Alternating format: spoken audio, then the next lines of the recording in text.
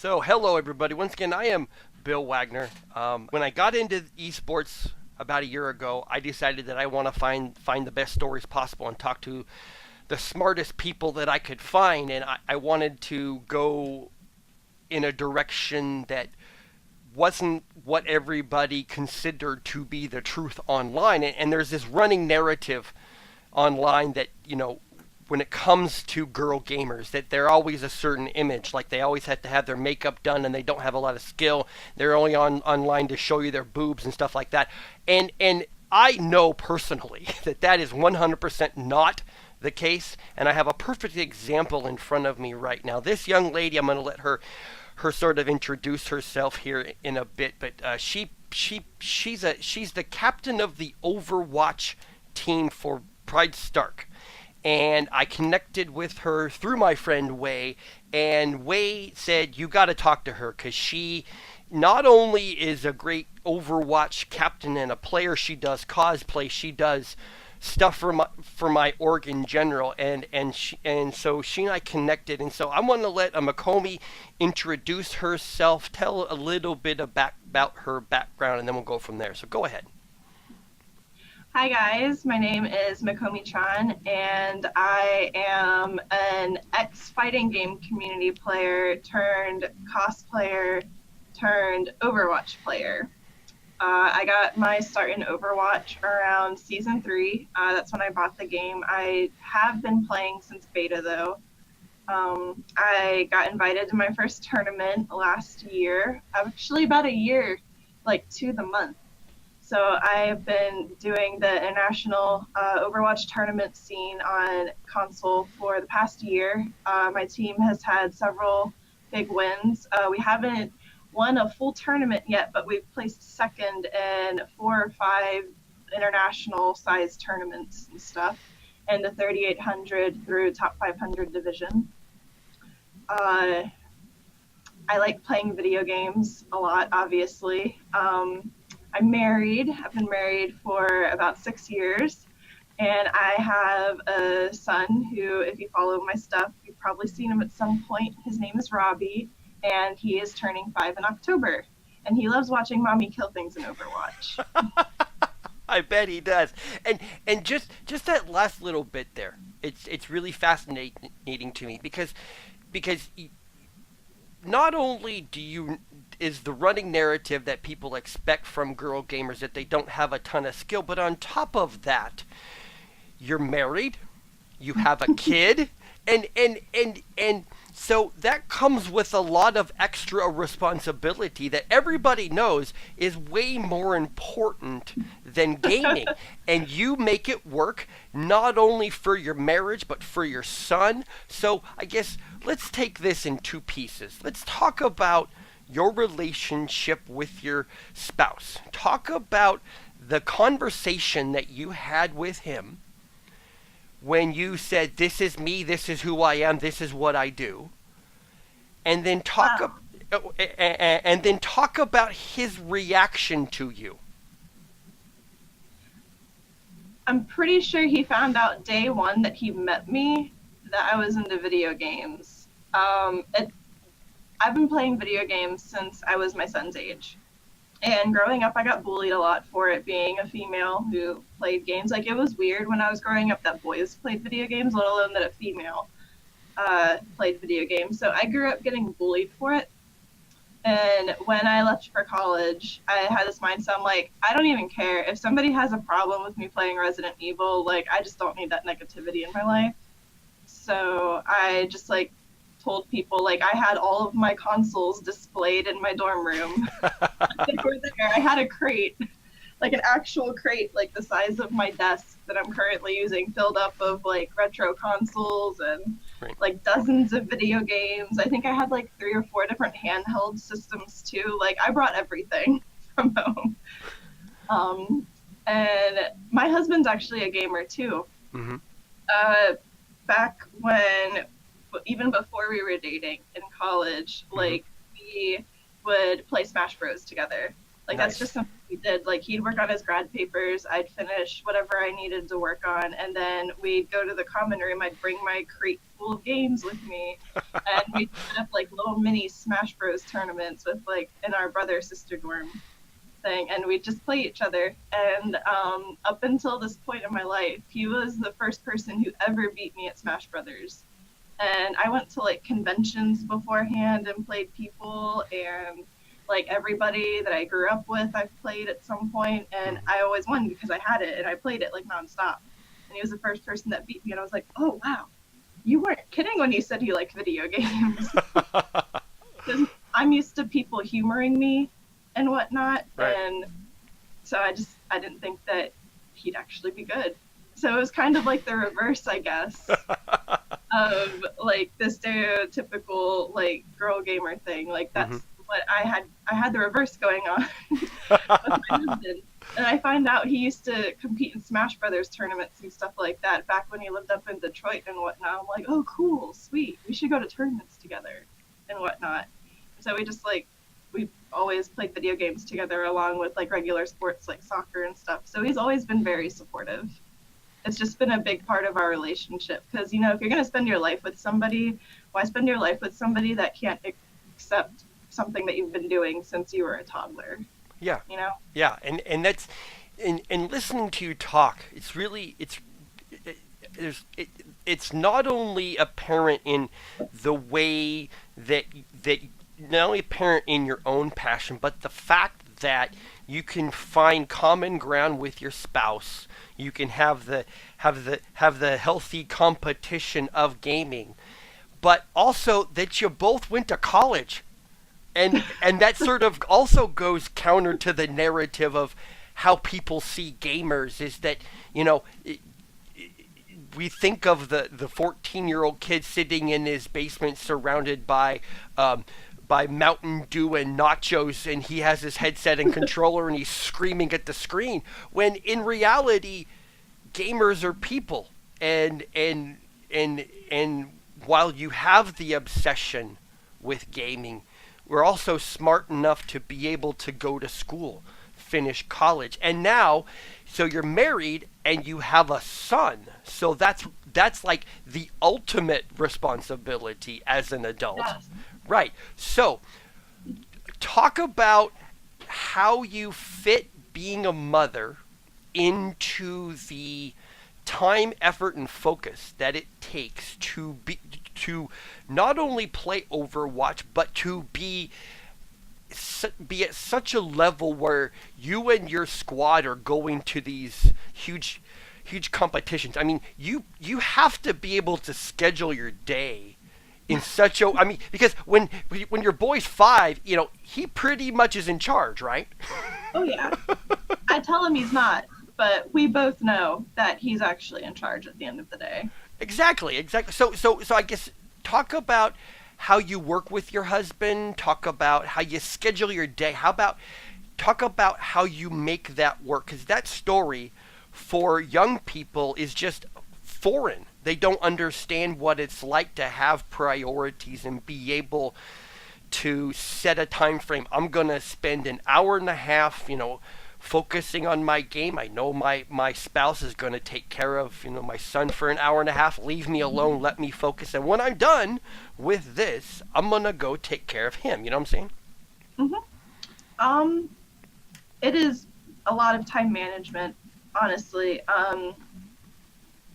When you have a family, whether you are the father or the mother in the family, if you want to pursue personal endeavors, it is going to require some form of sacrifice. Right. So the sacrifice that I decided for it to take on my family, rather than it be something on my family, I decided to have a personal sacrifice. I don't sleep as much as I need to. Actually, I got involved with Pridestark through a whim. I wanted to send my son to this private preschool and whatnot. I am a fantastic teacher of the arts, not so much of the ABCs. And Okay. I needed to have a more stable day job than just do freelance costume design for whoever wanted to commission me at the time. And so Way offered me the content creator position with his company. And so I did that, and I was able to put my son in preschool. And part of the content creation was me continuing to do tournaments and whatnot. So my paycheck was contingent on me doing tournaments, streaming for Pridestark, doing several other things as well. And so I put my son in preschool, so I get a lot of the business side of esports done during the day while he's at school. I also will get my streaming done if I'm able to during the day, which causes a lack of viewers, unfortunately, because most of my viewers prefer to watch me at night, but I do what I can. Right. And like I'll also clean the house and do any errands that I need to get done during the day while my son's at preschool. Occasionally I'll be able to get I try to play Overwatch during the day for 1 to 2 hours, because some of my guys, they're on a weird sleeping schedule as well due to their day jobs. Okay. And so I try to get everybody playing together at least for a little bit, for 1 hour a day. At the minimum, outside of scrims and sanction practices and whatnot, just so we don't lose a feel for each other. Okay. So that's interesting. So I guess my next question is your time management skills. Where'd you get those from? Did you get those from your parents? Did you basically develop them because you realized you wanted to accomplish a lot in your life, so you just kind of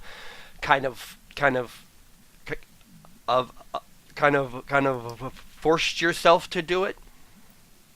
I think I learned the concept of it studying pre-med in undergrad. Triage is a common term in medical practices. It's like you treat the worst case scenario first, and then you make your way to the less important injuries.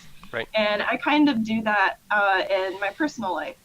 I handle the things that are the most pressing, like paying rent, making sure my son is eating, making sure the bills are paid, making sure my team isn't late for an international tournament that we have to check into, things like that. Right. I press conferences with sponsors and whatnot.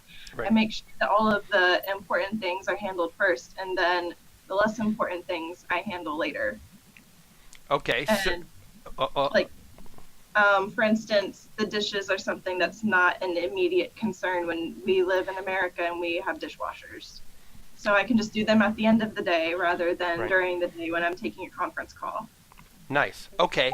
So just as an example. So when you're managing your time, you have your son and you're trying to feed him. He wants the orange plate, but you gave him the green one. And then so that's kind of been thrown off. And then you realize, well, I have to be online in 20 minutes because we need to, whether you're dealing with a sponsor or you're just doing a team meeting.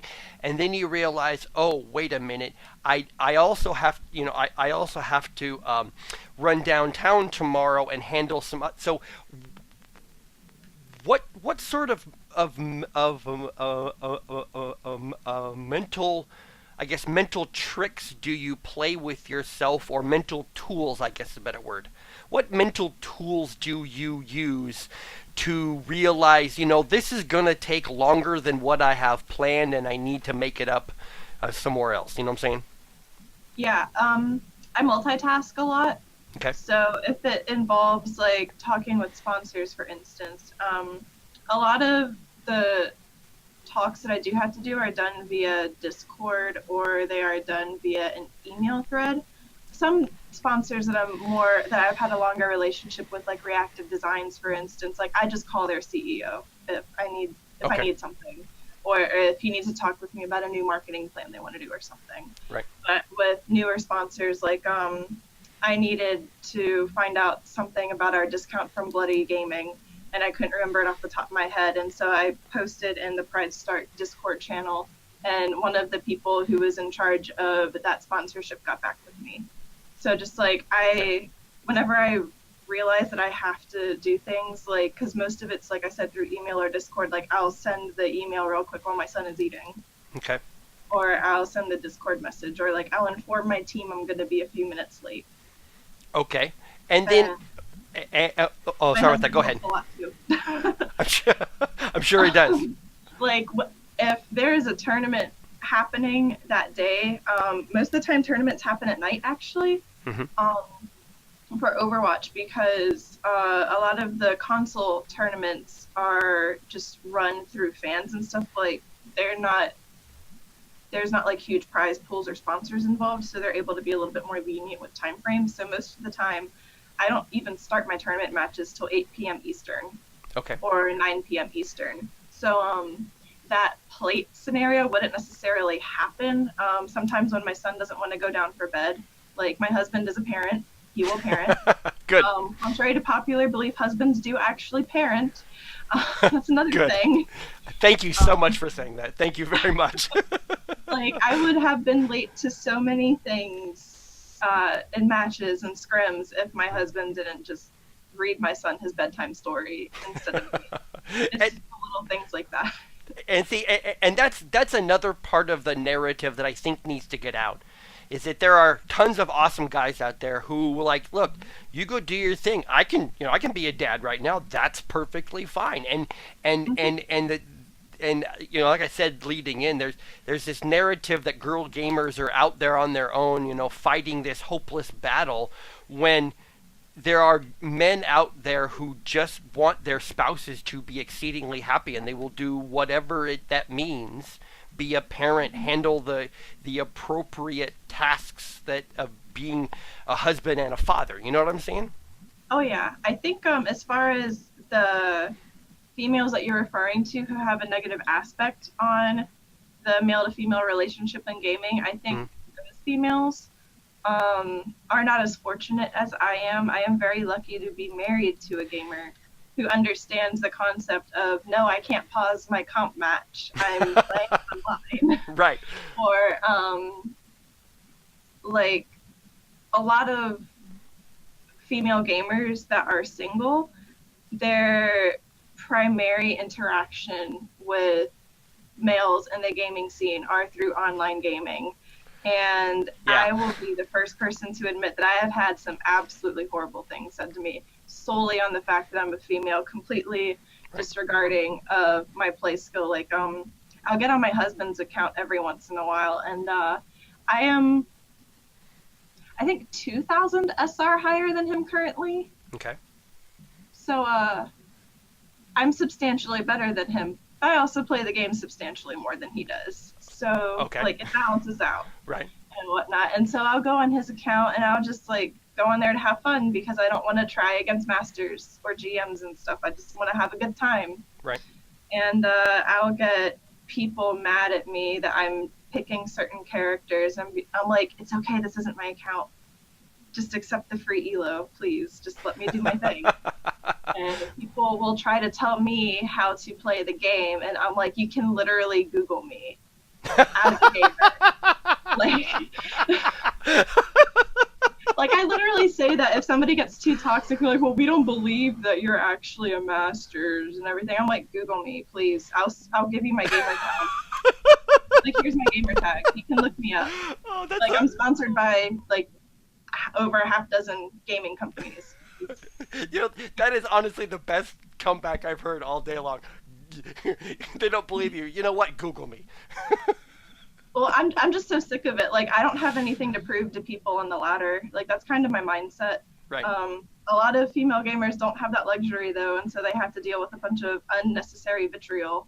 Right. And whatnot. And I think that also is a big reason why female gamers have pushed the narrative that they have, because I've been told, like, somebody's going to come to my house and rape me and all this other horrible stuff.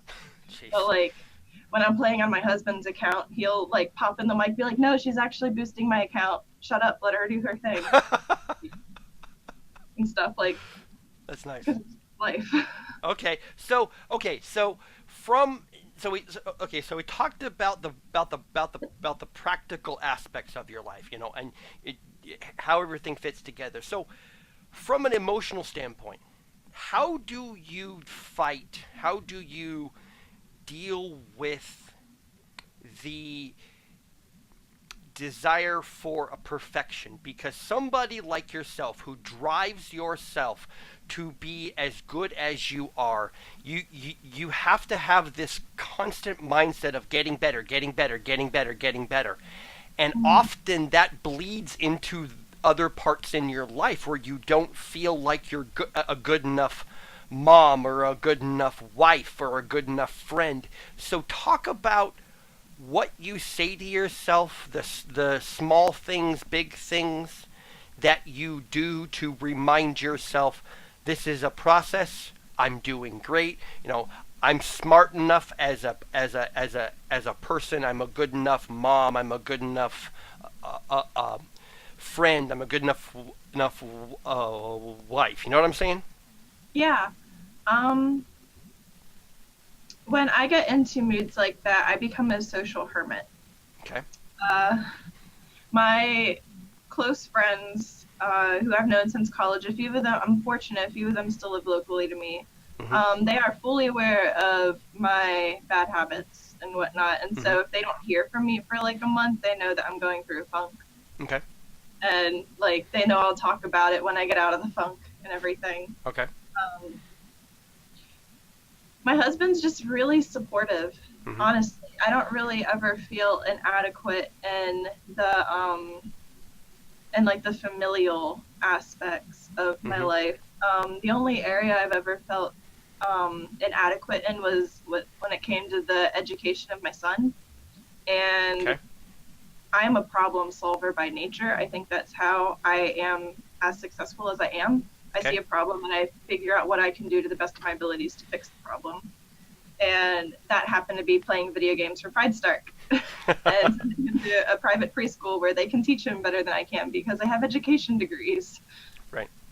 And so that's kind of how I handle my problems. I seek solutions rather than wallow in my negative feelings, if that makes sense. Yeah. Yeah, it does. It does. And I think that, and this is just how I feel about it, and if you think I'm wrong, please tell me. I think in the end what a lot of people just really want is to be able to solve problems, regardless if you're male, female, if you happen to be somebody with 4 arms who's from Mars. It doesn't really matter, because in the end what really counts is the results. And if you can handle your business in life and online, I mean, you don't become a team captain and get to the level that you're at without being able to solve problems, both with your team, making it such that they work together. Because being the captain, not only do you have to, handle the other team, you have to handle the internal workings of your squad, right? Mm-hmm. So, all of the fitness marketing, scheduling, everything. right. So sort of talk about your personal growth through that, because it's safe to say that you didn't start off that way, right? Oh, absolutely not. Okay. Absolutely not. My team, I've learned a lot through managing the Overwatch team and being a captain on it, actually. I started doing Overwatch and tournaments for fun, and then I ended up getting picked up by an esports organization. So it's kind of a big leap and change in mindset when you go from hobby to, like, this is paying my bills. Right. And I took it a lot more seriously after that happened, obviously. Originally, what I've done personally to grow as a player, I've expanded my hero pool and also narrowed it down at the same time, if that makes any sense. Back when I got scouted for tournaments, I basically one-tricked Mercy, because I didn't ever really need to play any other support. I was and I still am very high ranked as Mercy. I peaked this season at number 30 in North America with Mercy. So when you reach that level with the character, there's never really a bad situation to play the character in. So I never really needed to play another character just because I was that highly skilled with that one character. But then I started competing in higher level tournaments and international tournaments and whatnot. And I was like, oh man, Mercy's not going to cut it anymore. I better learn how to play other people. And so every season, every tournament, I've tried to pick up 1 or 2 new characters and play to the same skill level as my original tournament character. And so that's what I've done personally. It irritates some of my teammates because when we're playing on the ladder and I'm over here playing a character I'm not my best at, like, well, I can't practice in quick play. Like, I need to practice against masters because that's what we play against. Right. So, right. And that thought process is, I mean, that mindset is something that a lot of people don't have. And I'm not just talking women, I'm talking men. I mean, there are some people that hit a point and think, you know, I'm good enough where I'm at. I don't want to put in more personal effort into learning something else. I'm happy where I'm at. I'm happy with my achievements. And on its face, there's nothing wrong with that. Underneath, it feels like that if you stop growing and stop evolving as a player, as a person in general, you become stuck in a moment. You know what I'm saying? You'll also notice that those people don't have the same level of accomplishment and success as people who continue to personally grow. Another mindset that I really had to adapt, and I make my entire team adapt it too, and that was a little bit more challenging for certain members than others. Right. But the mindset that it's not anybody's fault that anybody, like any specific person's fault that we lost. Like, there's always going to be a decision that you could have made better. There's always like a move set that you could have used to like fuller potential than what you did. Right. Like, yes, when you're playing in the ladder, you're going to encounter like the throwers and the griefers and the early leavers and everything. And like, there's really nothing you can do in a 4v6 or 5v6. I'm not going to lie to you. Like, that's a pretty crappy situation. Right. But like when you're doing a 6v6 and you're playing with your squad and your team and everything, like, take some personal responsibility. Like, a lot of players don't take personal responsibility. They'll blame, the common thing is they'll blame the support players.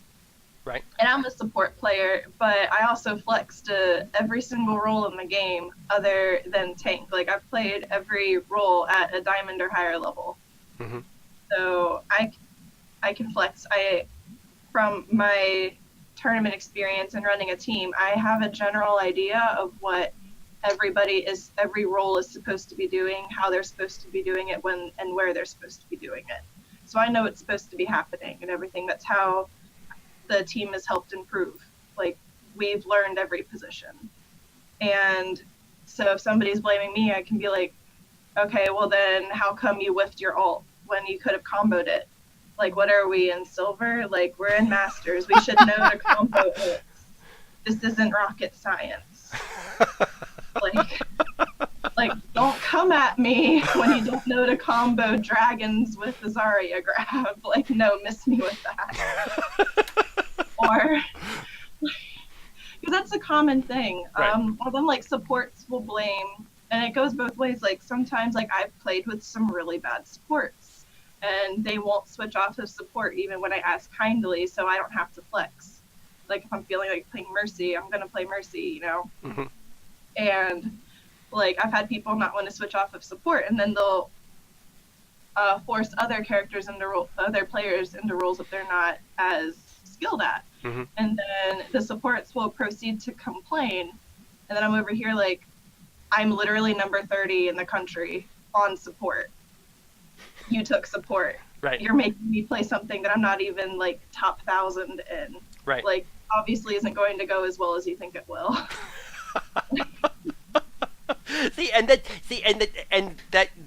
that whole bit right there just goes back to what I said before. before, was that in the end, people just care about the results. Can you achieve the result? Can you achieve the goal that you want to achieve, short term, medium term, and also long term? And there's no one perfect way to do it. Just like every team doesn't, they don't function the same way together. And the good leaders, the good players can see that. I guess they have the personal awareness to be able to understand what a situation needs and then be able to respond appropriately, right? Oh yes, absolutely. We actually have a guy on our team that's fantastic at that. He's my flanking DPS specialist. His gamer tag is Fallen Savior. Okay. He is, I think, currently our highest ranking player on the team, and he peaked. He was the #1 Doomfist in the world a few seasons ago, and then he's been top 10 for McCree, Genji, and Tracer, I believe. Okay. My numbers may be off. I know he was at least like top 10 for another one of those three, right. Top like 20 for others. But he'll flex to tank if we need it. He's literally one of the best DPS players in the world, and he's like, I'll play tank. Okay. Like, he noticed we didn't have a Widowmaker player other than myself or the other support player, and we can't afford to have the other main support and I switch off support. Like, we just can't afford to have both of us off support. It's just not going to work out for our team. And so he spent the last several weeks learning how to play Widowmaker, which is like a very high skill level character and everything. You can't pick up Widowmaker overnight. It takes a lot, especially on console. It's much harder than it is on PC. And so just for him to, and I didn't even tell him or anything. He just noticed we had a gaping hole in our flexibility as a team, and he decided to take it upon himself to fill it. Wow. And that initiative is something that speaks a lot to me, because I've enforced that on myself. And just to see one of my players take that initiative upon themselves, it made me really happy. That's awesome. So it sounds like that your squad is pretty well skilled. I know that with the Overwatch League is expanding this year. They're adding several new franchises. So I think I saw a tweet maybe last week that some of these organizations are having tryouts. So have you guys tried out? Have you been contacted? No, we are console, so Okay. we don't get reached out. Blizzard, unfortunately, is choosing to ignore their console players for the most part. They've ignored a lot of their console players as far as PTR changes and character buffs and nerfs that they've done. Okay. As well as the professional scene, obviously. I mean, I understand it from a business standpoint. As a gamer standpoint, it irritates me, I'm not gonna lie. Right. But what we are doing, Pridestark is fully supporting this, and so are several of our sponsors. We're actually switching over to PC. Nice. It is not going to be an immediate thing, just because a lot of us haven't PC gamed before, so it's going to be a lot of us getting used to the concept of mouse and keyboard. So we are going to be spending the next year or so getting used to everything and whatnot, and getting our skill level up, assessing whether or not we think that we will have a high enough skill level to go into tryouts, open tryouts for the Overwatch League, or have our agency schedule a tryout for us.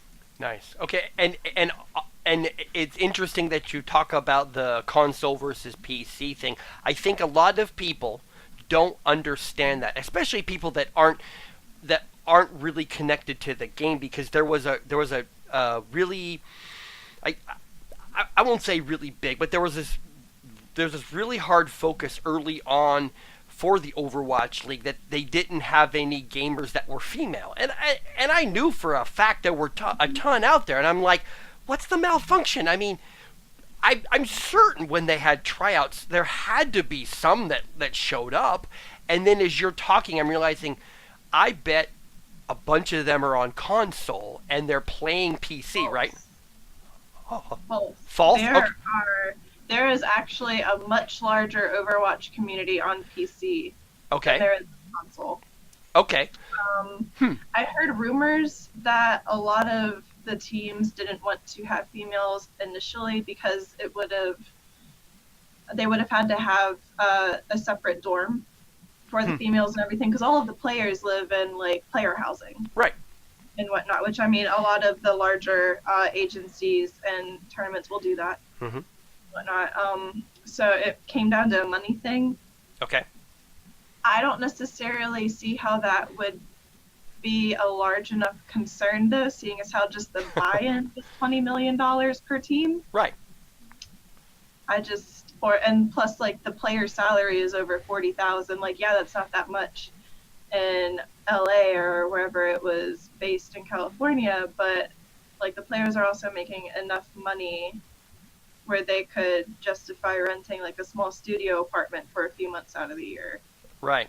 So I don't know why it was like that. I know a lot of the gaming industry, like, they are very slow to advertise female gamers as a whole, which baffles me because more than half of the people that play video games nowadays are female. Right. Right. That's really interesting that you say that, because I didn't have that kind of understanding, and honestly, for as far as correcting me, thank you, because I want to make sure that I tell this story the correct way, that I get the information out there, because nobody wants to hear me sit on my porch being 46 years old and rant about how, these kids don't know how good they have it. I mean, I want to be able to tell this story because there's going to come a time in the future where your son is going to realize who you are, and he's going to say, my mom did this, and they're going to go, who's your mom? And he's going to go, you should Google her, seriously. And that's the best comeback. Google her, you'll find her. That's the best comeback ever. And I think what's going to happen with your son is when he realizes how fortunate he is to have two parents like he has, that support each other, love each other in the process, and they not only take care of themselves personally, they take care of what's important in their lives, the people, their relationships, and this just goes back to what I've said from the start when I got in this industry. Esports brings people together. Gaming is the common banner under which we can all say we belong to the same tribe. We all belong to the same group of awesome people, whether you play the Super Nintendo in, 1986, or whether you play the Nintendo 64 in the early 2000s, whatever that looks like.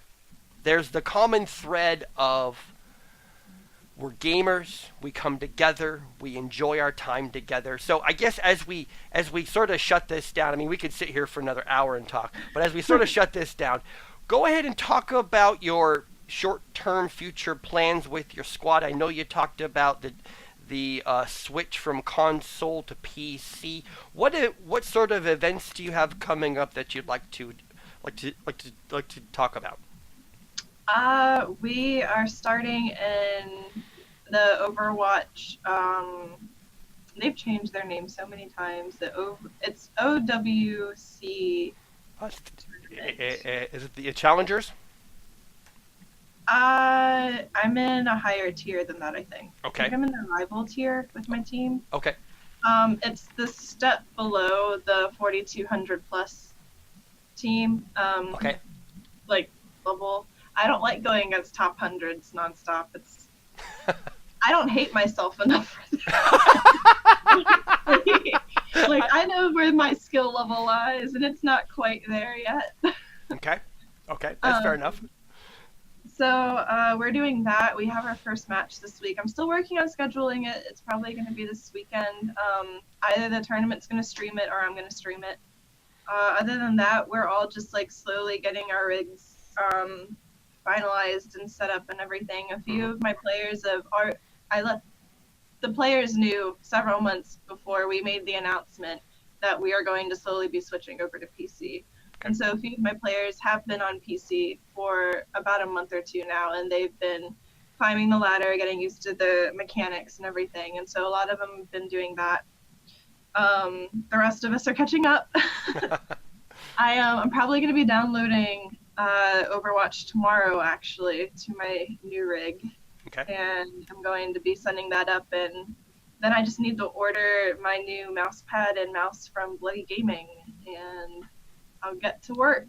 We're going to be kind of quiet while we make this transition and everything. Okay. I have a really good group of guys. About a few times a week, I get asked if I'm holding tryouts. My roster is filled. Okay. Which is great. It's a really great place to be, not having to hold tryouts every week. Yes, it is. Yes, it is. So I plan on sticking with my guys and everything. They've been willing to grow through this and everything, and they've exhibited great team efforts and everything. So I'm going to keep them.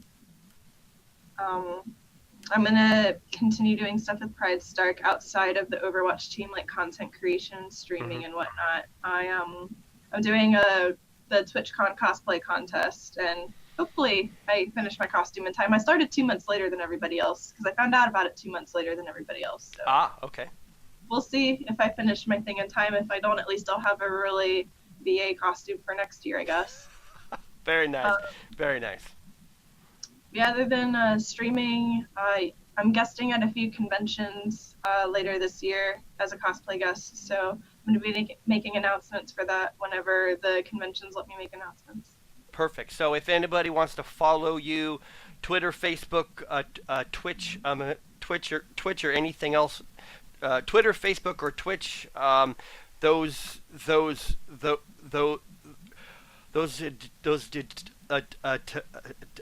tags are what? Okay. For I actually use Instagram a lot. I use Instagram a lot more than I use Twitter. Twitter is basically where I talk to people within Pridestark, and I talk to our sponsors and share things. Okay. So I don't really do much original content on there, honestly, just because I never really got a Twitter until I was forced to, honestly. I really Okay. But I post a lot of stuff on Instagram because a lot of what I do is cosplay stuff, so pictures. They matter a lot more than words. So Mikomi's Costumed World for Instagram and Facebook, and then Twitter is official Mikomi, and then my Twitch is twitch.tv/MikomiChan, and I do a lot of stuff on Vero, actually. They're one of Pridestark's new sponsors, and they've sponsored us for a few tournaments and whatnot, and so I post a lot of like special content on there and everything, and you can find my Vero at MikomiChan. Very nice. So hey, once more personal stuff on there. Perfect. Thank you very much for making time to talk to me. We fought through some technical difficulties getting set up. I really appreciate your honesty and your authenticness about all of this. I'm always open to talk to you again whenever you'd like to. Just throw out some more ideas or just take this conversation deeper. And everybody, thanks for watching this really long interview. I think I'm going to try to split this into 2 parts. Thank you very much, Mikomi, and we'll see you real soon. Thank you for having me. Sure, no problem. If you liked that, hit the subscribe button for more interviews and other great sports and esports content.